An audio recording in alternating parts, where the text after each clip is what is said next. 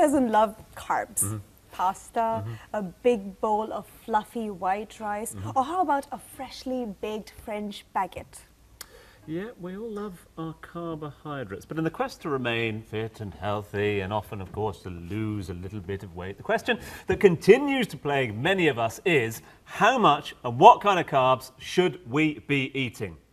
I ain't going to answer that for you this evening, so to help us figure it all out is fitness expert Bernadette Abraham. She's here with us. Thanks for being with us. Thanks for having me again. And please, please, please, Bernadette, because my favourite thing in the whole wide world is pasta, so please... Mine too. Oh, good, Love okay. it. Good, okay. Rice for me?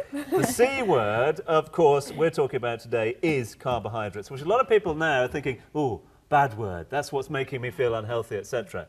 Is it? It's a big fad, right? And a lot of people are restricting carbohydrates completely and are actually losing weight. But that weight, you have to look at it. Is it long-term or is it just short-term results? Because what happens is if somebody cuts out carbohydrates from their diet, two things happen.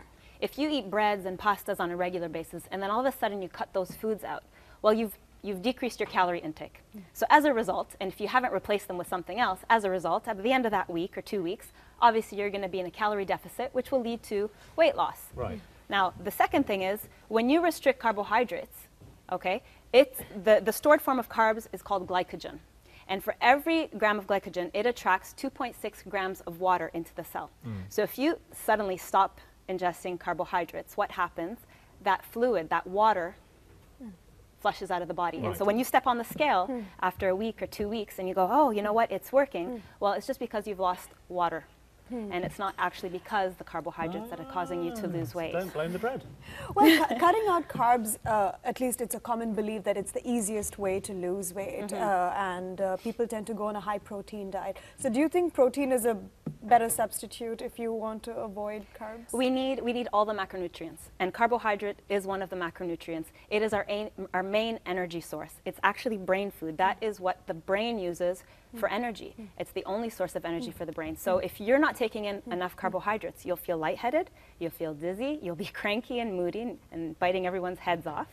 And you know, it's just psychologically satisfying to have carbohydrates. Now, put aside fat loss, weight loss, as a general health concern, a lot of people are realizing that they're gluten intolerant, and that's what you usually find in breads and pastas and wheat products specifically. So if you are having intolerances, symptoms like bloating, you're not able to sleep at night, especially after a carb-rich meal, constipated and such, it could be that you are gluten intolerant. And if you eliminate it out of your diet, let's say, for a good 2 weeks and notice that you're feeling better, then possibly it could be the reason. And you could try and reintroduce, let's say, oats, where it doesn't necessarily have gluten. Can I just take this a step back for a moment? Okay. Because I think a lot of people are hearing these words and carbohydrates and gluten. We should establish first and foremost what sort of foods we talk about when we mention carbohydrates. What are rich in carbs? Okay, well, there's 3 different types of carbohydrates. You have the simple kinds, like when you get them from pastries and sweets, refined foods like white bread, white rice, white pasta. That's a simple type. It's like a simple sugar. So those who are diabetic, those who are looking to lose weight, those are the type of carbs that they should be avoiding.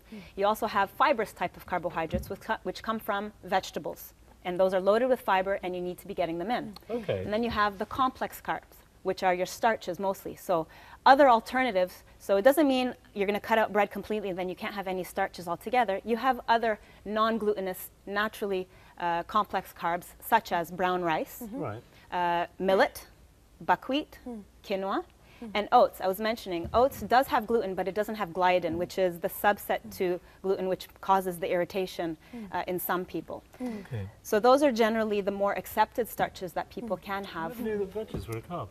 Vegetables are carbs, yes, of course. I had no idea. You learn something every day on this show. Yeah. Now we have established the fact that carbs are extremely important to our body, but at the same time, too much of it can obviously lead to weight gain. So when is a good time during the day to consume carbs? With every meal.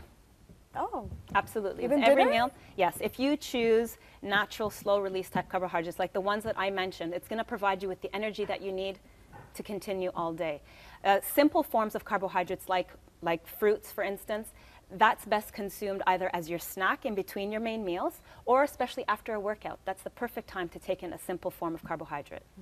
In terms of sourcing those carbohydrates, and as you said, the complex ones, the simple ones, etc., once you've got that into around that, you're trying to find the right one. Can you find all the relevant information on the food labels? Again, does this go back to this whole thing of looking at the labels more closely? When you look at the food label, under carbohydrates, it'll always list, sometimes it'll list fiber if it does have fiber in there, Right. and the amount of starch. And that's typically, and the sugars. That's typically what they list. So those are the 3 types that you'll generally see. Sometimes they won't put the starch, they'll just put that in the total amount of carbohydrates. Okay. Right. There's one thing that I want to mention is about breads, because a lot of people are concerned about breads. Yes, Can I was going to get to that actually. Yes, did you mention?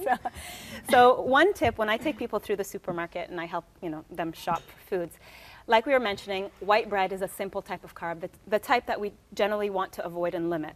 And what I like to do is the pinch test. So I want you to take the center right there and just pinch it. Okay. Pinch it hard. Okay. And you'll see, release it now. Okay. No, you ripped it out. Okay. Okay. Okay, I'm not supposed to rip it out, is it? I'm So just going to pinch if you it. just pinch the center of the bread, see the way it stays clumped?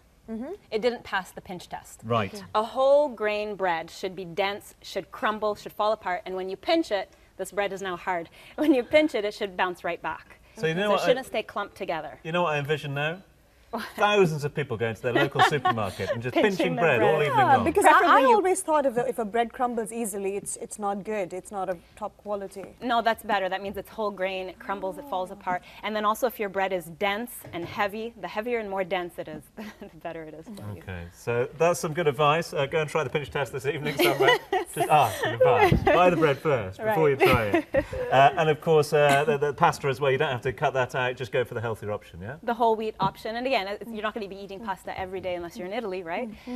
So always try and choose the more natural types as opposed to man-made types, but that's also fine. But that's the other thing that you see quite often. You see a lot of brown pasta and things like that. I mean, you should always be looking for the whole wheat rather than Right. just different colours, yeah? Right. Cool. Samir, do you need any rice for your curry this evening or not? Actually, thank you very much, Bernadette. Millet is just absolute perfect combination with this. There you go. Millet and this is a classic combination. Fish chips and Sarson's vinegar, exactly like that. See, he's just fishing for compliments now, I tell you. He knows that he's getting himself out of a little hole over there, that's for sure. Bernadette, some really good advice there. Thank you very much indeed. Thank you. I think we're all okay now, Yes, aren't we? I'm good we know now, that yeah. carbohydrates are okay. Everything. In moderation. Thanks for being with us. Would you Thanks join for us for having some me. curry? Sure. Good stuff, and happy Mother's Day as well. Thank you. Not at all.